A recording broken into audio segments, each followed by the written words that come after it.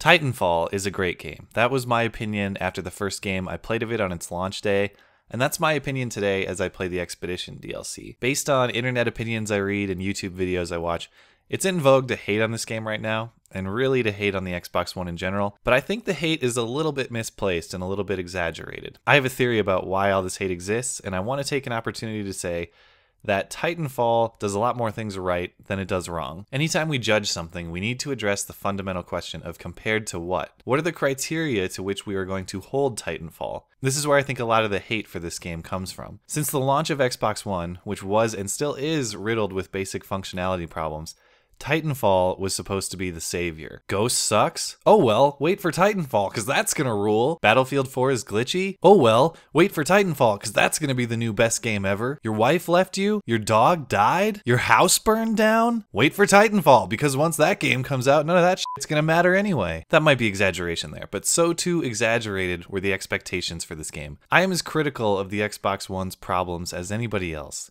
But then I remind myself that the Xbox 360, probably the most successful gaming console of all time based on any objective measure, was pretty crappy when it came out in 2005. Not only was the console crappy, but the games were crappy. The console launched in November 2005, and it wasn't until fall 2007, a full 2 years later, that Halo 3 and COD 4 dropped, which to me really represented the first truly amazing games for 360. And no, I don't count Gears of War, because Gears of War has always sucked and always will. Sorry, fanboys! Let's remember how many people used their 360s just to play Halo 2 for a full 2 years after that console launched. And then COD 4 came out and nobody played Halo anymore anyway, but I'm drifting here. The point is that if the standard by which we judge Titanfall is some sort of life-altering, disaster-averting, revolutionary panacea, then yes, Titanfall is a failure. But if the standard is something much more objective and fair, like, is the game fun to play? Is the game innovative? Does the game reward skillful play? And does the game run and play the way it should? To me, the answers to all of these questions are mostly a simple yes. Is the game fun to play? Absolutely. As soon as I played this game the first time, I knew this was the type of fast-paced game I was looking for. Perpetual action,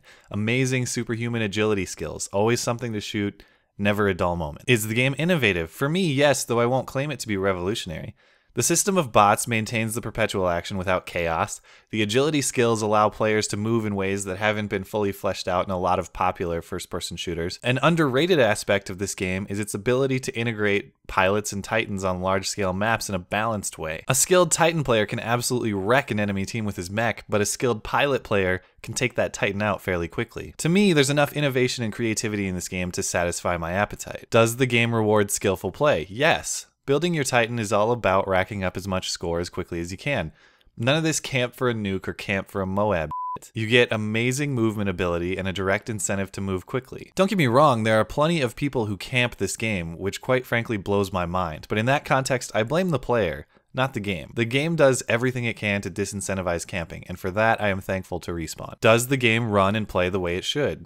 This question is mostly a yes to me, with a caveat. Titanfall, in my experience, doesn't have any game-breaking issues or glitches. The game runs great, the game looks great. Prior to the installation of skill-based matchmaking on the Xbox One, I never had any type of networking problems either. However, since the installation of skill-based matchmaking, I do get games with lag that would make David Vonderhaar blush. Bad lag. Game-ruining lag. An annoyance, considering Microsoft's promise of dedicated servertopia on the Xbox One. And the fact that I know this game can run consistently smoothly networking wise if the developers didn't prioritize matching me with someone of similar ability over matching me with someone who has an internet connection above the quality of an AOL dial-up trial CD from a Walmart bin circa 1998. But that criticism, to be clear, is a minor one for me. A nuisance but not a crippler. In my opinion, Titanfall is a great game when judged with fair criteria. Now, all that said, Titanfall still lacks something to me. It's a great game, but there's something missing to me, though I can't quite articulate exactly what it is, but I think it has something to do